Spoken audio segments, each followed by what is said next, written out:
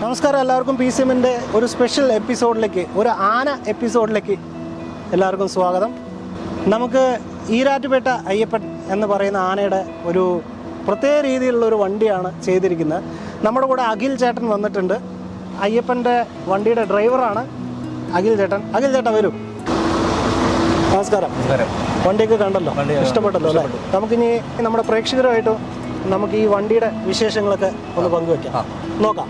വരും.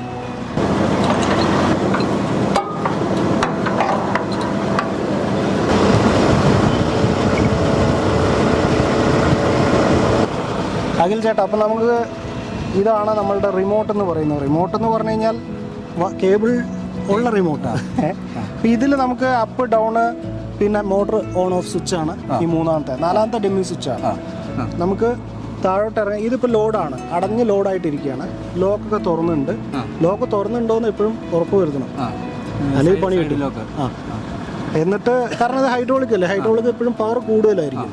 നമുക്ക് എന്താ പറയുക, ഇത് ഏതാണ്ട് 4 ടണ്ണോളം 4-5 ടണ്ണാണ് ഇതിൻ്റെ കപ്പാസിറ്റി വരുന്നത്.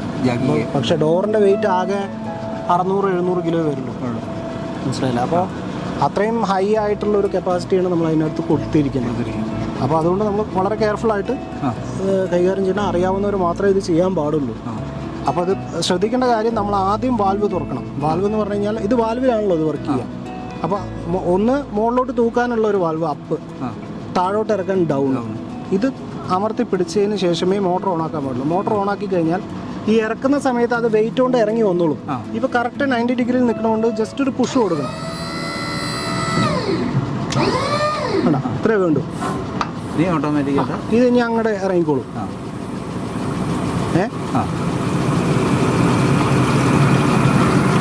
ലാസ്റ്റ് വേണമെങ്കിൽ ഒന്ന് നിർത്തിയിട്ട് പതുക്കെ, മനസ്സിലായില്ലേ? അല്ല നേരിട്ട് ഇറക്കിയാലും കുഴപ്പമൊന്നുമില്ല.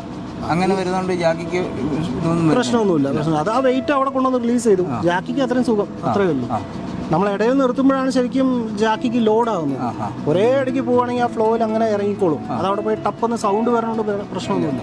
അതവിടെ പോയി ഇരിക്കുന്നതിൻ്റെ ഒന്നും പ്രശ്നമൊന്നുമില്ല, വേറെ പ്രശ്നങ്ങളൊന്നും വരില്ല. അതേപോലെ തന്നെ ഇനിയിപ്പോൾ നമുക്ക് ആന ഇതുവഴി കയറി അല്ലേ, ആന അകത്തേക്ക് കയറി കഴിഞ്ഞാൽ പിന്നെ നമ്മൾ ഡോർ ക്ലോസ് ചെയ്യാന്നുള്ളതാണ്. ഡോർ ക്ലോസ് ചെയ്യാൻ നേരത്ത് നമ്മൾ ആദ്യം അമർത്തി പിടിക്കാം, എന്നിട്ട് മോട്ടർ ഓണാക്കാം.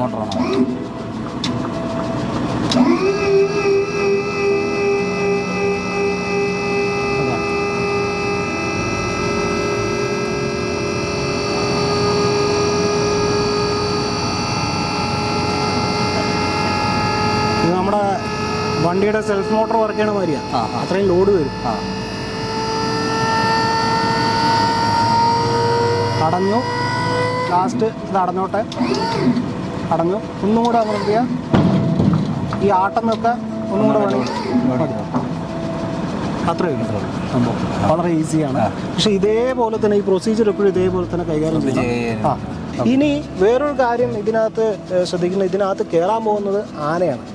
ഈ ആന കയറുമ്പോൾ എന്തെങ്കിലും കാരണവശാൽ ഒരു ഇലക്ട്രിക്കൽ ഓപ്പറേറ്റഡ് ഹൈഡ്രോളിക് ആണ് ഇത് വന്നിരിക്കുന്നത്. നമുക്ക് മോട്ടറിനെ പ്രവർത്തിപ്പിച്ചുകൊണ്ടുള്ള ഹൈഡ്രോളിക് സിസ്റ്റമാണ്.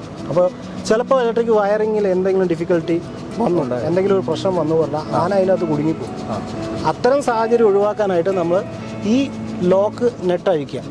ഈ ലോക്ക് നെറ്റ് മനസ്സിലായില്ലേ? ഈ ബോൾട്ട് അഴിച്ചു കഴിഞ്ഞാൽ ഒരു ചിറ്റി എന്തെങ്കിലും എടുത്ത് ഒരു അടി കൊടുത്തു കഴിഞ്ഞാൽ ഈ സാധനം ഈ ഷാഫ്റ്റ് ഊരി വരും. 2 ഷാഫ്റ്റ് ഊരുക. അത് കഴിഞ്ഞാൽ അത് സ്വതന്ത്രമായി നമുക്ക് ഈ ഡോറ് തുറക്കാൻ പറ്റും. മനസ്സിലായി? മാത്രമല്ല ഇത് അഴിച്ചു കഴിഞ്ഞാൽ തന്നെ ഈ പിസ്റ്റൺ നേരെ താഴോട്ടിരിക്കും. ഈ പിസ്റ്റൺ ഒരിക്കലും ഇങ്ങനെ നിൽക്കില്ല, പിന്നെ പിടുത്തില്ല, താഴെ ഇവിടെ വന്നിരിക്കും. അതുകൊണ്ട് നമുക്ക് പിന്നെ ആ പ്രശ്നം വരുന്നുമില്ല, മനസ്സിലായില്ല? പിന്നെ നേരെ താഴെ ചെയ്ത് അപ്പോൾ ഈ സാധനം നമുക്ക് അവിടെ നിന്ന് കയറിട്ട് കെട്ടി, ഈ മുകളിലത്തെ സാധനം ഉണ്ടല്ലോ അതിൻ്റെ സെൻറ്ററിൽ കയറിട്ട് കെട്ടി മരം ഉണ്ടല്ലോ, മരത്തിലേക്ക് ലോഡ് ചെയ്തിട്ട് പയ്യെ ഇറക്കുക. ഒരു 2 പിരി കെട്ടിയിട്ട് പയ്യെ ചുറ്റിയിട്ട് കയ്യിൽ അഡ്ജസ്റ്റ് ചെയ്ത് ഇറക്കുക.